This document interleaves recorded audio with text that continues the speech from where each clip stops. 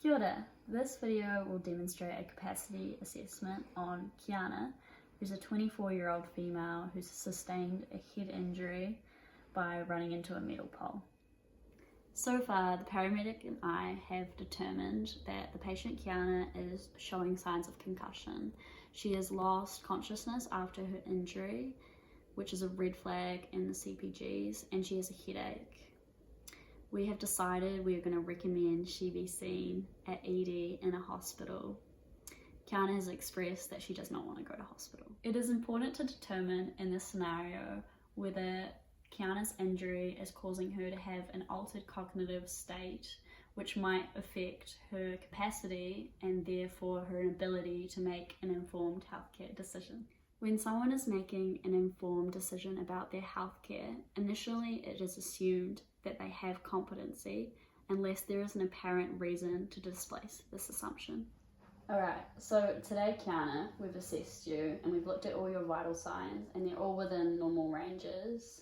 There are a few things we are concerned about though, one being that you lost consciousness when you hit your head and you have a current headache. We would like you to be assessed at an ED in hospital, just in case there's something more serious going on that we can't determine here. How do you feel about going to hospital? Honestly, I don't really want to go to hospital. The last time I got a concussion a few years back, I was in an ED for 6 hours. Right. I would rather just stay here and rest, and I'm also the caretaker for my mother with dementia who lives here with me. Right. And I would just feel much better staying here. I really don't want to go to hospital right now. I'm just feeling really overwhelmed with everything. I hear you, and I understand why this might be frustrating for you. It's completely understandable why you might not want to go to hospital.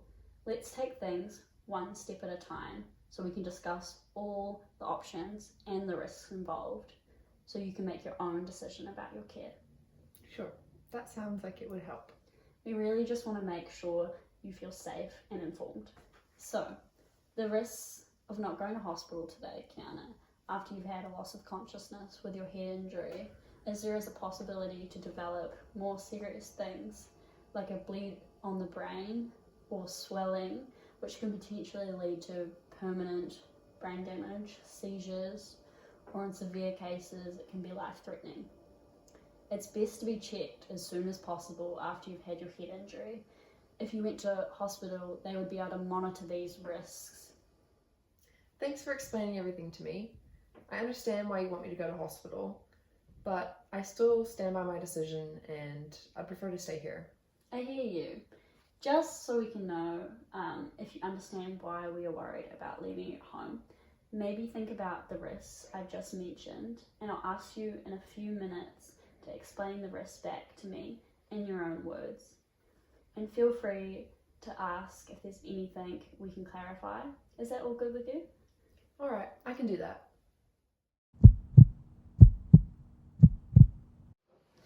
So, Kiana, you've had a while to think about the risks I've told you. Would you mind telling them back to me in your own words? I understand and accept the risks that if I don't go to hospital today, I might develop some serious symptoms from my head injury that would be risky not to get checked out. I could have a brain bleed, swelling, or even seizures that could lead to permanent damage or potentially cause risk to my life. For me, I would still much rather take this risk and stay at home, as I'm starting to feel much better and I still don't want to go to hospital. I want to be here with my mother as she can't stay with anyone else, and it would cause a great amount of stress to both me and her to bring her to hospital with me.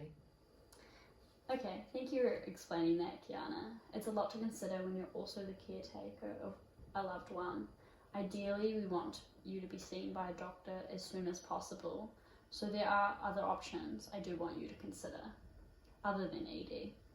One is we can make an emergency GP appointment if seeing someone familiar would make you more comfortable, or you could consider going to an after hours instead. That's another option. If you do stay at home, we would recommend you have a competent adult stay with you over the next 24 hours, just so they can get help for you if you need it. Okay, thanks for giving me those other options. I do still think the best decision for me would be to stay here. My headache is gone away now, and I've got a family friend that can come and stay with me. I could call her now. She's on her way now. Okay, that sounds really good. So, I respect your decision to choose to decline treatment today and stay at home. Please know that at any time if you change your mind or if you become unsure, you can call back 111. I'm also going to leave you some information so you know what to look out for and what you need to do if these symptoms arise. It was really, really lovely to meet you, Kiana. Thanks for coming to help me.